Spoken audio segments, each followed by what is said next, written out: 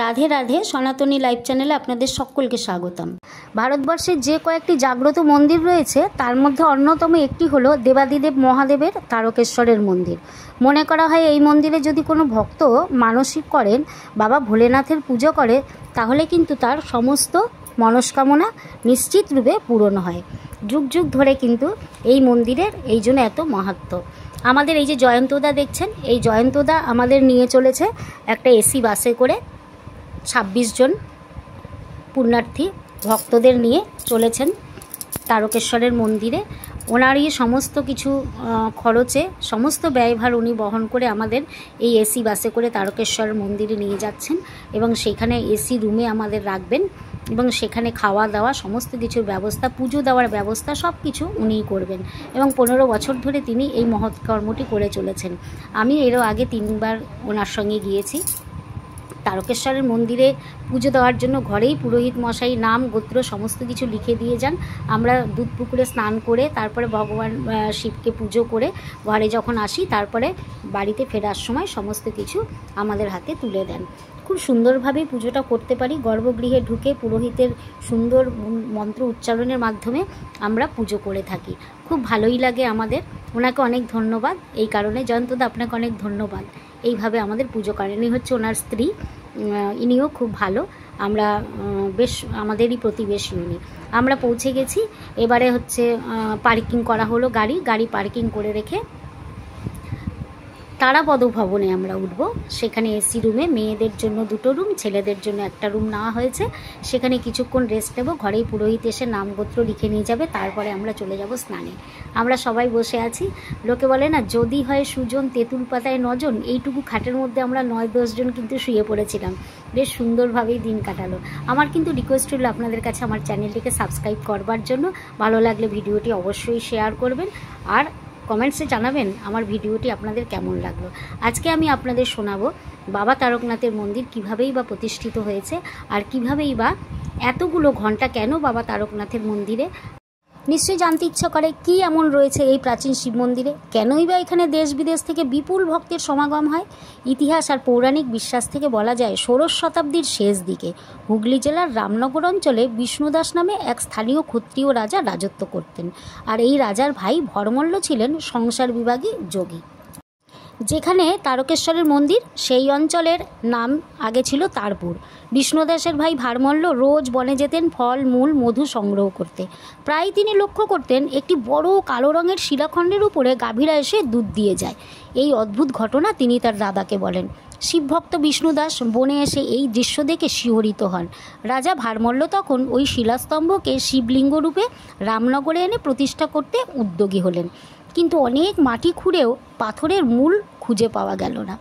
এবারে এরপরে জনশ্রুতি যে সেই সময় কোনো এক রাতে রাজার ভাই ভারমল্ল স্বপ্ন দেখলেন স্বয়ং শিব তাকে জানাচ্ছেন যে শিব তারকেশ্বরের শিব তিনি ওই বন থেকে গয়া ও কাশী পর্যন্ত ছড়িয়ে আছেন। সুতরাং তাকে তারপুরের জঙ্গল থেকে উচ্ছেদ না করে ওখানেই তাকে প্রতিষ্ঠা করা হোক। এরপর স্বপ্নাদিষ্ট ভারমল্ল ও মুকুন্দরাম রাজার সহযোগিতায় বন কেটে পরিষ্কার করে তারপুরেই পাথরের স্তম্ভের উপরে একটি মন্দির নির্মাণে ব্রতী হলেন। মুকুন্দ ঘোষকে সেবার জন্য ভার অর্পণ করা হলো। তিনি হলেন হচ্ছে তারকনাথের প্রথম সেবক, অর্থাৎ তারকনাথকে প্রথম যে সেবা করেছিলেন তিনি হলেন মুকুন্দ ঘোষ, শিবের সেবা করেছিলেন। এইভাবে সেবা করবার পর তারপরে তখন কিন্তু বাদ্য বাজনা ছিল না, তখন শুধু রাজা মুখ বাজিয়েই কিন্তু দেখবেন bomb bomb bomb bomb bomb bomb এরকম করে আমরা শিবকে পুজো করি না, তাহলে এই প্রচলনটা কিন্তু প্রথম ছিল, কারণ শব্দ শুনতে শিব খুব ভালোবাসেন। তারপরে ডমরু শিঙা অনেক কিছুই বাজানো হয়। আর তার যে নাট মন্দির ভগবানের সামনে, শিব মন্দিরের সামনে যে নাট মন্দির আছে, এই নাট মন্দিরে দেখবেন আপনারা অসংখ্য ঘণ্টা, বেশ ছোট বড় নানান ধরনের ঘণ্টা ঝুলানো রয়েছে। এই ঘণ্টার আসল ইয়ে কি জানেন? আসলে হচ্ছে যারা যারা মানসিক করেন, যখন মানসিক পূর্ণ হয়ে যায় তখন প্রত্যেকেই কী করে একটা করে ঘণ্টা দান করে যান।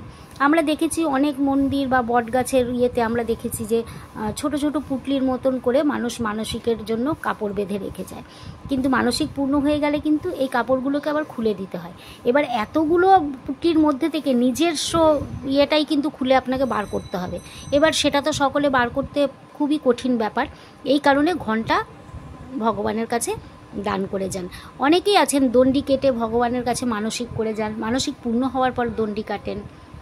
এখানে কিন্তু রামকৃষ্ণ দেবের স্ত্রী শারদামণিও এসেছিলেন বাবা তারকনাথের মাথায় জল ঢালতে। আর দুধ পুকুরটা আছে, দুধ পুকুরের মধ্যে স্নান করা মাত্রই কিন্তু সমস্ত মনোকামনা পূর্ণ হয়ে যায়। এখানকার বাবা তারকনাথ, তারকেশ্বরনাথ এই নামেই পরিচিত। ভোলে বাবা নামটা তো উনি পেয়েছেন এমনিতেই, ভোলা বাবা তিনি। আর যখন তখন যাকে তাকে বরদান করে দেন। এর ফলে নানান সময় নানান দেবতা থেকে অসুর যে যখন তপস্যা করেছে, যা চেয়েছে তাই ভগবান তাকে, ভোলেনাথ তাকে দান করার ফলে অনেক সময় নানান রকম বিপদের মধ্যে পড়তে হয়েছে এবং লাস্টে শ্রী বিষ্ণুর কাছে গিয়ে তাকে সমস্যার থেকে সমাধান মিলতে হয়েছে। অর্থাৎ বাবা যে এত জাগ্রত এই বাবা তারকনাথ, সেটা কিন্তু বেশি হয়েছিল বাবা তারকনাথ সিনেমাটা থেকে।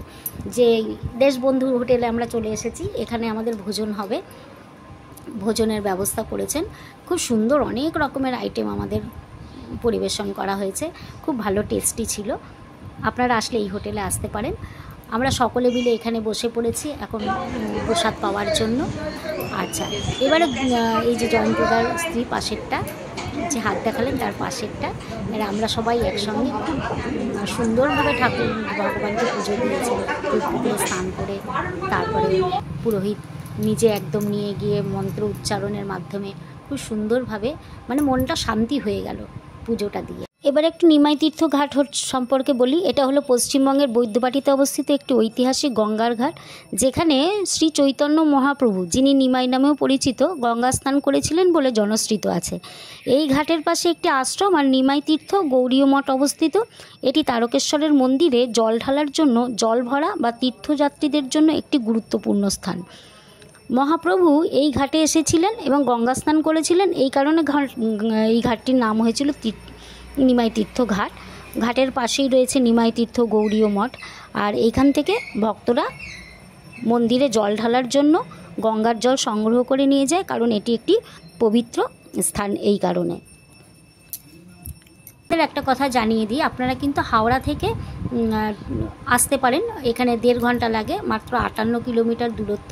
হাওড়া থেকে 3:50 প্রথম ট্রেন চালু হয় আর লাস্ট ট্রেন কিন্তু 11টা পর্যন্ত থাকে। তাই আপনারা প্রতি 1-1.5 ঘন্টা অন্তর অন্তর ট্রেন আছে, আপনারা তারকেশ্বরে আসতে পারেন এবং একদিনের জন্য বহু পুণ্য আপনারা সঞ্চয় করে নিয়ে যেতে পারেন। বিশ্রাম করার পরে এবার আমরা বেরিয়ে পড়ছি। এখানে কিন্তু পাশাপাশি লক্ষ্মীনারায়ণের মন্দির আছে, কালী মায়ের মন্দির আছে। যেখানে শিব থাকবে সেখানে শক্তি থাকবে না, এটা তো আর হয় না। কালী মাতার মন্দিরেও আমরা পুজো দিয়েছি, তবে ভেতরে ভিডিও করা বারণ, তো এই জন্য আমরা ভিতরে ভিডিও করিনি বা ভিতরের ভিডিও দেখাতে পারিনি। তারকেশ্বরের আচার কিন্তু খুবই বিখ্যাত। এখানে নানান ধরনের আচার আছে, আচারগুলো দেখলেই কিন্তু জিভে জল আসে, খুব ভালো আচারগুলো খেতে। এখানে শ্রাবণ মাসের মেলা বসেছিল, শ্রাবণী মেলা, প্রচুর ভিড় হয়েছিল, লক্ষ লক্ষ মানুষের ভিড় হয়েছিল। তাছাড়াও চৈত্র বৈশাখ মাসে আর প্রতি সোমবার এখানে কিন্তু প্রচুর লোকের ভিড় হয়। এখনও সেই রাজবাড়িটি রয়েছে, খুব সুন্দরভাবে রাজবাড়িটি রয়েছে। এই রাজবাড়িটির থেকে বেশি দূরত্ব না শিবের মন্দিরটি। আমরা রাজবাড়ি দর্শন করলাম, সুন্দরভাবে পুজো দিলাম।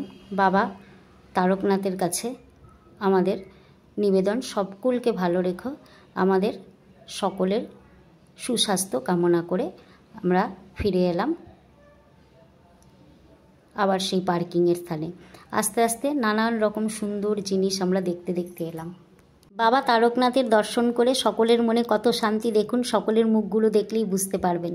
সকলের হাসি হাসি মুখ, খুব সুন্দরভাবে পুজো হয়েছে। আমরা এখন চলি। আপনাদের ভিডিওটি কেমন লাগলো অবশ্যই কিন্তু জানাবেন। আর চ্যানেলটি সাবস্ক্রাইব করবার জন্য অনুরোধ রইল। আমার চ্যানেলটি একদম নতুন, তাই আপনাদের কাছে রিকোয়েস্ট, সকলের সঙ্গে শেয়ার করবেন আর সকলকে বলবেন আমার চ্যানেলটিকে সাবস্ক্রাইব করতে, ভিডিও বেশি বেশি করে শেয়ার করতে। কমেন্টসে কিন্তু অবশ্যই জানাবেন সনাতনী লাইফ চ্যানেলটি আপনাদের কেমন লাগলো আর এই ভিডিওটি আপনাদের কেমন লাগলো। সকলকে রাধে রাধে জানিয়ে আমার ভিডিওটি এখানেই শেষ করলাম। Thank you.